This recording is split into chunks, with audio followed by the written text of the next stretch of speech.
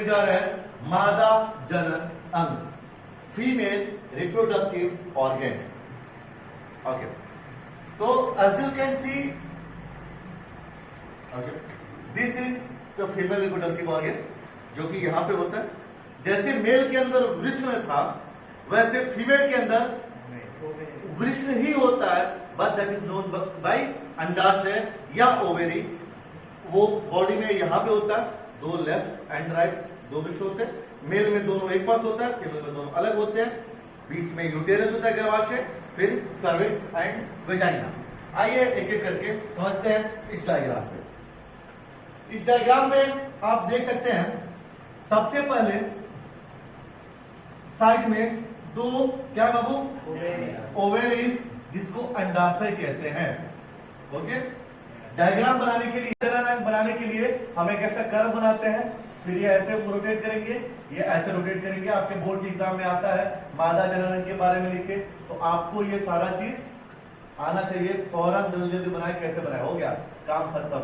यहां से कनेक्ट किया और यहां पे किया, कनेक्ट किया और ये ऐसे कर दिया, ready, female reproductive organ. Okay, अब इसमें यह जो होता है इसको कहते हैं ओवेरीज, जिसको हिंदी में कहते हैं अंडाशय। Very good. इसको कहते हैं फिम्बरी, हिंदी में भी फिम्बरी। ओके, क्या अंडाशय को एक्चुअली में ऊपर से ना, ये अंडाशय ना ओवेरी, इसको ऊपर से एक होल्ड करके रखता है, ठीक है ना, ऐसे पकड़ के रखता है ताकि जैसे अंडा निकलेगा तो पकड़ लेगा। आगे की बात इस बारे में करेंगे। ओके, दिस इज, ये जो ट्यूब है इसको कहते हैं फाइलोपियन ट्यूब। नाम याद रखेंगे, कल सारी बातें पूछी जाएगी आपसे। फाइलोपियन ट्यूब क्या कहा जाता है, फाइलोपियन ट्यूब। इसके बाद से ये जितना जो सेंटर है, this one is known as गर्भाशय, यूटेरस। अब इस यूटेरस में अलग अलग लेयर होते हैं जिसको मायोमेट्रियम, इंडोमेट्रियम वगैरह वगैरह कहते हैं। ये अंदर की लेयर होगी जो हम इम्प्लांटेशन पढ़ाएंगे तो बताएंगे, जब भ्रूण यहाँ पे प्लांट होता है उसके बारे में आगे डिस्कस करेंगे। So we are coming to first ovary. तो ओवेरी जो होता है अंडाशय, दो साइड होता है। अंडाशय में क्या बनता है वो, अंडा, एग। ओके, मेल में अंडा जो स्पर्म होता है वो पर डे बनते रहता है, but in female per day नहीं बनता है। जब एक बच्चा मां के पेट के अंदर तैयार होता है और वह लड़की होती है, अगर जैसे मान लो अगर मैं लड़की हूं और मैं तब जब अपने मां के पेट के अंदर, उसी टाइम उसके अंडाशय में 3000 to 4000 एग रेडी हो जाते हैं, ठीक है। जब लड़की पैदा होती है तब तक बहुत सारा गेट कर जाता है उसका।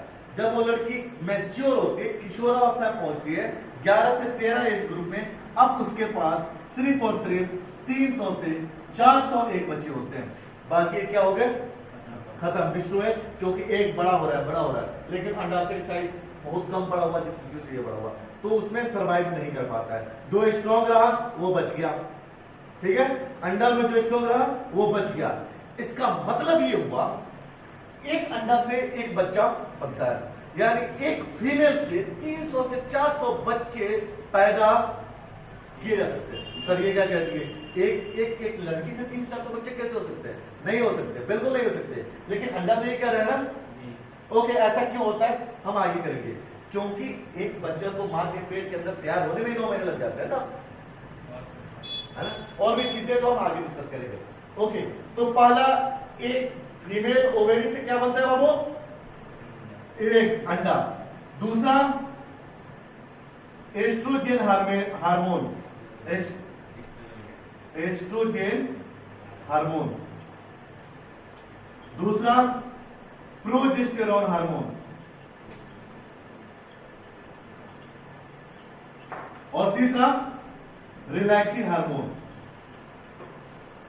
मेक श्योर कि आप इसको नोट डाउन कर ले। एस्ट्रोजन हार्मोन बाद नोट डाउन कर लीजिए, है एक minute. Oestrogen hormone, progesterone hormone and relaxin hormone. Wait, इतने सारा हार्मोन, मेल में तो एक ही हार्मोन था। ओके, डिस्कस करते हैं। पहला एस्ट्रोजन हार्मोन। एस्ट्रोजन हार्मोन का काम फीमेल्स के अंदर फीमेल्स के कैरेक्टर को शो कर रहा होता है। एक लाइन में अगर बात करूं तो यानी मादा के अंदर मादा लक्षण को एस्ट्रोजन हार्मोन दर्शाता है, जैसे आवाज का पतला होना, चाल चलन, बोलने का स्टाइल, बॉडी फिगर का शेप का चेंज होना, जो भी चीजें एक फीमेल के अंदर होती है सारा का सारा कौन काम करता है? एस्ट्रोजन। यही हार्मोन जो होता है इनको स्किन को ज्यादा सॉफ्ट बनाता है। तो एस्ट्रोजन हार्मोन में कोई डाउट? नो। अब आता है प्रोजेस्टेरॉन। सर मेल में एक ही हार्मोन पड़ा है टेस्टोस्टेरोन, तो मेल का नहीं काम था, बस इस पर को इजेक्ट कर देना। अब प्रोजेस्टेरॉन हार्मोन जो होता है वो गर्भाशय की दीवार को यूटेरस के वाल को प्रिपेयर करता है। सर काय का प्रिपरेशन? देखो गर्भाशय यहां पे होता है, ठीक है ना, तो काहे के लिए प्रिपरेशन करेगा? क्योंकि गर्भाशय किस चीज के लिए बनाया गया? बच्चे को पालने जी। तो देखो हम आगे पढ़ाएंगे फर्टिलाइजेशन कैसे क्या होता है, इस एग में यहाँ पे फर्टाइल होता है, जब आगे पढ़ेंगे। ओके, तो यहाँ पे जब बच्चा आता है ना तो इसकी दीवारें ना तैयार हो जाया करती हैं, ठीक है ना। हम प्रोजेस्टेरॉन को एक्चुअली में लास्ट में डिफाइन करेंगे जब हम फर्टिलाइजेशन पढ़ाएंगे ना, जब बच्चे को इम्प्लांट करना होगा जाइगोट को, तब हम इसको एक्सप्लेन और करेंगे। फिलहाल समझते हैं प्रोजेस्टेरॉन हार्मोन का काम यूटेरस को प्रिपेयर करना, गर्भाशय को तैयार करना। अगर आपका सवाल आ रहा है सर कैसे, तो अभी हम जवाब देंगे, ठीक है। जब उस पर आएंगे तब हम बता देंगे। Third one is relaxin hormone. यह रिलैक्सिन हार्मोन काम आता है, बताइए कोई? एट द टाइम, हाँ बोलिए। जब बच्चा पैदा होता है तो सर्विस में very good, very good. Relaxin hormone का काम होता है डिलीवरी के टाइम। एक माँ जब प्रेग्नेंट है और बच्चे की डिलीवरी है, उस टाइम में रिलैक्सिन यहाँ पे जो सर्विस होता है, एक बोन होता है जिसको स्प्रेड करने का काम करता है ताकि बच्चे की डिलीवरी हो सके। अब नहीं होता है तो उसी टाइम इंजेक्शन लगाना पड़ता है। रिलैक्सिन हार्मोन का इंजेक्शन लगता है। यहाँ पे कोई दिक्कत? नो। नाउ अब हम एक प्रॉपर एक ओवेरी को अलग करके हम देखते हैं ओवेरी का कैसे फंक्शन होता है, क्या काम करता है। ओके, यहां पे आते हैं। This is uterus, ovary, fallopian and what is this whole thing? This is graph वगैरह वगैरह वगैरह। तो अभी इस टॉपिक में हम कवर करेंगे प्रोडक्शन ऑफ एग के बारे में पढ़ेंगे। एग कैसे तैयार हो, सॉरी प्रोडक्शन नहीं करेंगे, प्रिपरेशन करेंगे, क्योंकि ऑलरेडी बन चुका है। प्रिपरेशन ऑफ एग, इस एग का जो प्रिपरेशन और जो इजेक्शन होता है बाहर निकलने का, ये प्रॉपर एक साइकिल के अंदर चलता है, which is known by menstrual cycle. Menstrual cycle which is also known by the period, Hindi में ऋतुस्राव, धार्मिक स्राव, रजोस्राव। आपके बुक में इन तीनों में से किसी का नाम देगा? रजोस्राव या इन शॉर्ट कैंसी, समबडी इज एसोसिएटेड कैंसी। सो तो ये कैसे होता है, क्यों होता है, इसके बारे में जानना है और ये पढ़ना है। और आप एग्जाम में आता भी है धार्मिक स्राव किसे कहते हैं और कैसे होता है। तो याद रखिए धार्मिक स्राव, रजोस्राव, ऋतुस्राव, menstrual period, menstrual cycle, it's all are known by जिसका मतलब preparation of egg, that's all. ठीक है, रब कर दे इसको जी। ओके, देखो होता कैसे। हाँ, अगर मैं एक की बात करूं, एक की क्यों बात करूंगा? क्योंकि एक बार में एक ही ओवेरी से एग निकलता है। एक बार में अगर इस अभी जैसे अगर आज अगर एक फीमेल से एग निकलता है तो राइट, अगर ओवेरी से निकलता है तो नेक्स्ट एग इसके 28 दिन के बाद आएगा। कितना? 28 दिन के बाद, जो कि लगभग 1 मंथ का होता है। ठीक है ना? ओके, तो अगली बार लेफ्ट ओवेरी से एग आएगा। ठीक है, तो उसके अगली बार राइट से। यानी आपसे ऑब्जेक्टिव में सवाल एंट्रेंस में यूनिवर्सिटी पूछता है, एक ओवेरी कितने दिन, एक ओवेरी सिंगल ओवेरी कितने दिनों बाद एक वो रिलीज करेगा? 2 माह। नॉर्मल ओवेरी नहीं पूछ रहा है, एक ओवेरी। ये किसने रिलीज किया? 28 दिन बाद इसके रिलीज होगा, उसके 28 दिन बाद फिर ये आएगा, नहीं 2 महीना 56 दिन। पहले अपना जो जियो एयरटेल का सिम रिचार्ज था 30 दिन का होता था, अब वो 28 दिन का कर दिया, 28 दिन का कर दी, वो उसी में एक महीने काउंट कर रहा है, 2-3 दिन का कमी हो गया। बेनिफिट। चलिए सो कमिंग टू पॉइंट। हाँ, तो अगर एक बार में एक निकलता है, यहां तो समझिएगा, ग्राफ पे बात करेंगे आप लोग, यहाँ पे डेट दिया हुआ है, उससे बात समझाएंगे आपको। ये एक्चुअल में ये आपके लेवल का ग्राफ नहीं है, यह मेडिकल लेवल का है, और क्या हम समझाने की कोशिश करेंगे, बहुत सारे हार्मोन्स और बॉडी टेम्परेचर वगैरह सब चीजें ग्राफ में कोशिश करेंगे समझाने का, ठीक है। लेकिन आपको समझना क्या है, अगर मान लेते हैं जो भी है यहाँ पे समझने की कोशिश करेंगे, अगर एक सबसे पहले होता है सर्कुलेशन फेज से स्टार्ट होता है, सर्कुलेशन फेज यानी कि जो एक रेडी होकर के बाहर निकल रहा है, यहाँ समझ नहीं आता। पहले एक जो प्रिपेयर होगा, तैयार होने में कितना टाइम लगता है बाबू? 13 दिन। कितना दिन? 13 दिन। 13 दिन इसके अंदर एक रेडी होगा। 14th डे जो होता है, 14 यानी कि अगला एक दिन जो कि 14वां दिन हो गया, ठीक है ना, उस दिन या ओवुलेशन फेज होता है, यानी जो अंडा होगा इसमें से बाहर आ जाएगा, ठीक है। अंडा बाहर आकर के कहां पे आ जाएगा? फैलोपियन ट्यूब में, गर्भाशय में नहीं, फैलोपियन ट्यूब के बीच वाला एम्पूला रीजन में। या इंपॉर्टेंटली पूछा जाता है सवाल में कि निषेचन की प्रक्रिया कहां होती है? फैलोपियन ट्यूब के एम्पूला रीजन में। आगे बताऊंगा, फैलोपियन ट्यूब के 3 भाग, बीच वाले भाग को एम्पूला रीजन कहा जाता है। पॉइंट। तो 13 दिन ये अंडा, जिसको हम राइपिंग फेज कहते हैं, राइप मतलब पकना होता है, अंडा पक रहा है मतलब तैयार हो रहा है, ठीक है ना। तो अंडा 13 दिन तैयार होता है। अगला एक दिन ये ओवुलेशन फेज, जिसमें ये एक बाहर आकर के फैलोपियन ट्यूब में वेट करता है, किस चीज का? सीमेन का, कि स्पर्म आए, इसको फर्टाइल करे और बच्चा हो जाए। अगर नहीं आया उस कंडीशन में यह एक डेड हो जाएगा। क्या हो जाएगा? डेड हो जाएगा। और यह अगले 10 दिनों तक, अगले 10 दिनों तक एक यहां पे वेट कर रहा था, या डेड होकर के यहां तक आ जाएगा। 10 दिन टाइम लगेगा, ठीक है। ये सभी चीज आपको वीडियोस के थ्रू दिखाया जाएगा। और इस दौरान वो एक आया किस चीज के लिए था? एक्चुअली फर्टिलाइजेशन के लिए। नेचर ने उसको भेजा ही था, एक जाए निषेचित तो बच्चा हो, लेकिन हुआ नहीं। तो जब वो निषेचित के लिए गया, तो जो गर्भाशय की जो दीवारें होती हैं वो मोटी हो गई रहती हैं। क्यों मोटी? क्योंकि यह है कि ऊपर से बच्चा आएगा, इसको हम होल्ड करेंगे, ठीक है ना।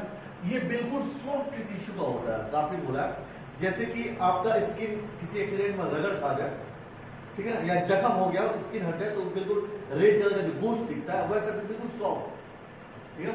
आप यूं समझ ले जैसे चिकन का फेफड़ा देखा है, अंदर केस में धसा होता है सॉफ्ट का, उसी तरीके का सॉफ्ट सा ये मसल प्रिपेयर हो गया रहता है। तो जैसे ही फर्टिलाइजेशन नहीं हुआ, यहाँ की जो मसल्स है वो डैमेज होना शुरू हो जाएगी, कटना शुरू हो जाएगा। तो यहाँ की जो मसल्स है वो टूट टूट के ब्लड में कन्वर्ट होने लगेगा, और ये जो डेड सेल है यहां तक आया। 10 दिन टाइम हो गया। अगले जो 4 दिन होगा ये सर्कुलेशन फेज होता है। अगले 4 दिनों तक ये damaged muscle in the form of blood and the dead cell बाहर सर्कुलेट होता रहेगा। 13 1 14 14 10 24 24 4 28 periods complete.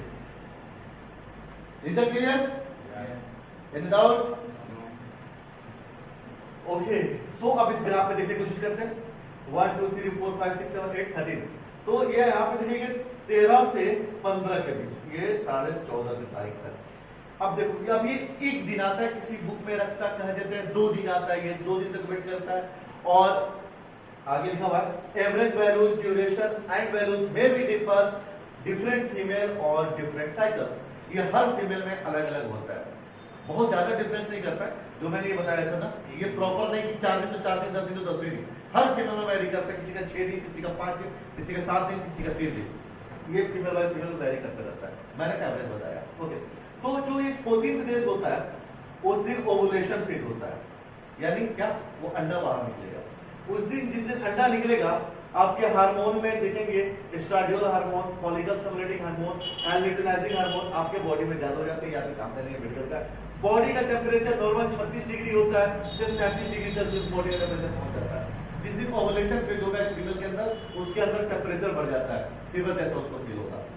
Okay, 1 degree Celsius temperature बढ़ रहा है। ओके, उसके बाद से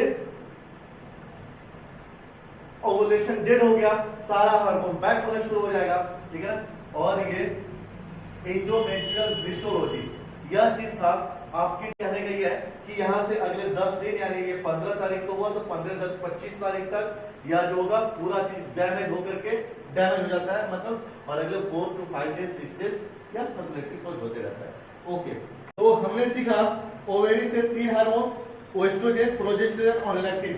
तो प्रोजेस्टेरॉन हार्मोन का काम होता था इस मसल्स को रेडी करना, इस मसल को रेडी करना ताकि इम्प्लांट हो सके।